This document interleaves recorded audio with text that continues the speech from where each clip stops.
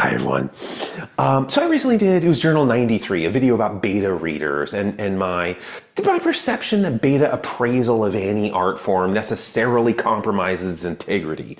That video, and like I quoted David Bowie, I quoted Tchaikovsky, talking about the importance of one's own inspiration, honoring what's in one's heart to create real art. Art without heart is not art at all, and not paying any attention to what major audiences, trends, what might make money, none of that. So that's my major reason for my aversion to beta readers and beta testers of this kind, both in use and I don't want to use them, but also I don't want to consume art that was created by committee, and I don't want any of this stuff. But in my own writing, in my own this book, Crowned in the Cage God, I have minor reasons for not using beta readers also. And major among those minor reasons is I don't like hassling people and conscripting people into read. I need you to read this huge tome and provide careful feedback. What a burden to put on people. And I get that in industry, right? In the business, you're just gonna have to get over that. That's how the business works.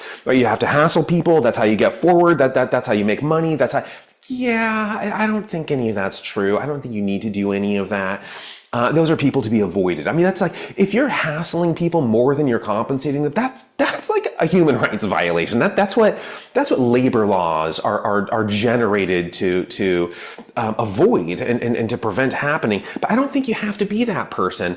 And I think David Sedaris illustrates this wonderfully. So he tells this story. For those who don't know, David Sedaris, he writes these. Everyone knows. I don't need to say who it is.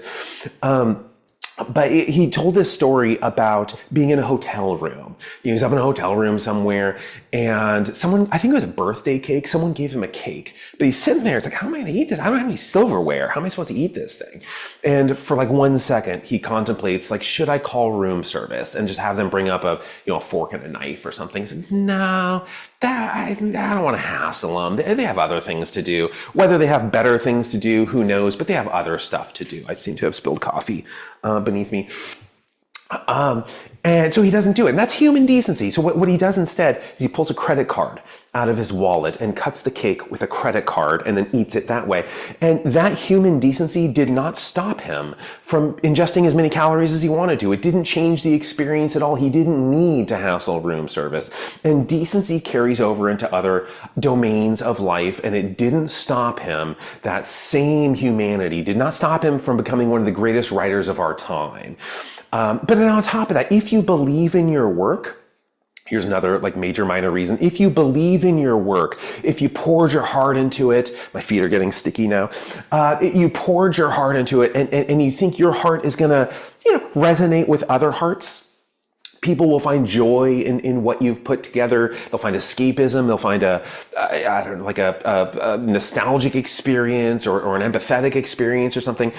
If you really believe in your work, you are denying them the opportunity to experience that satisfaction if you peer pressure them into consuming it as a form of labor. I don't know if that makes sense, but when I was a kid, I'm in elementary school, through middle school, through high school, my dream job was to be a video game tester. I really wanted to do this. And then I eventually realized, because video games, this is a form of art.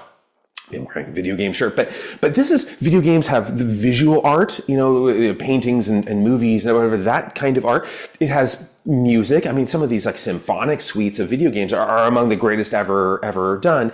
There's storytelling. There's a story structure that goes through. Certainly RPGs that can compete with novels. That there's all these forms of art sort of compressed into one, and this is a magical experience. And I eventually realized I would just be snuffing out that magic if I were doing it as a form of labor. We're 8 hours a day, 10 hours a day. I'm beta testing glitchy software.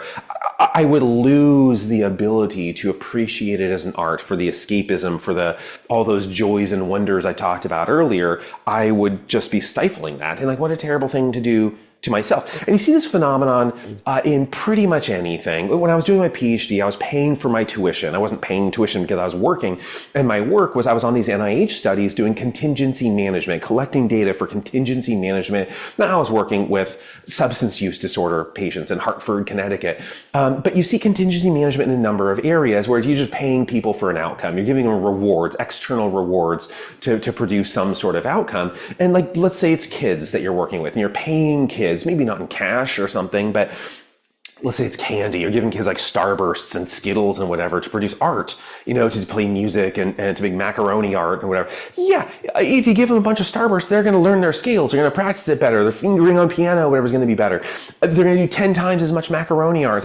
But they're going to build an association with work because the external incentive structure that's being applied here is not supplemental to the intrinsic rewards. It replaces it. Maybe it doesn't replace all of it, but it certainly replaces some of it.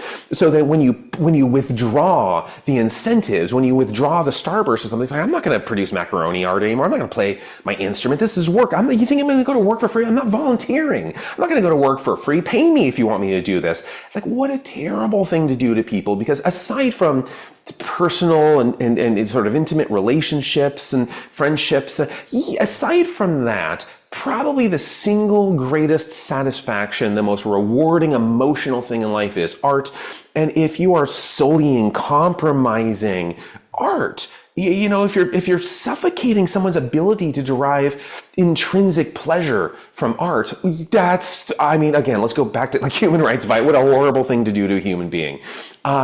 And so my major reason for not using beta readers and not wanting beta readers in the fiction I consume is the David Bowie, Tchaikovsky stuff, where it has to come from the heart. I mean, this really has to come from one's own inspiration and the depth of one's soul for your heart to resonate with mine. It can't be done by committee. That's my major reason. The minor reasons, I don't want to burden people, and I certainly don't want to ruin anyone's ability to appreciate art for art's sake, as opposed to some incentive structure, some extrinsic reward.